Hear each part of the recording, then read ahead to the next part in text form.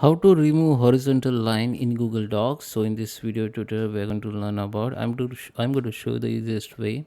So guys, there is a three type of horizontal line in Google Docs. So I will show you one by one how you can delete it.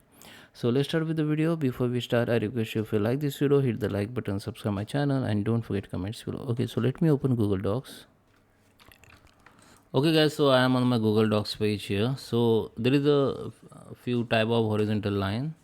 The first is normal horizontal line. Just go to the insert, and here you can see that horizontal line. Okay, so if you want to delete it, just select that line like this. Just select and drag it. Okay, you need to just select that line like this.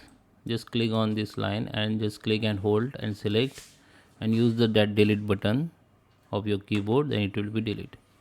The second line, it could be like, if someone use this option, paragraph styles and border, it is look like this. Okay, this is also horizontal line.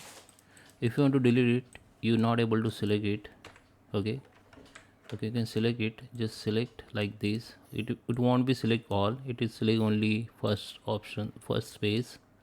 Okay, select, you can select like this and delete it, or you can delete from here also. Just select that first from starting, go to the option and go to the border and paragraph style, go to the border and shading, and just reset it and apply, so it will be delete. Okay, and next horizontal line would be drawing. So someone, if you insert the horizontal line from here, okay, you can insert the horizontal line from here also. You can also delete it. What you need to do, just select it, just double click on it. Okay, just select it like this and delete the button, that will be delete. So I hope you like this video. Please subscribe me. Thank you for watching.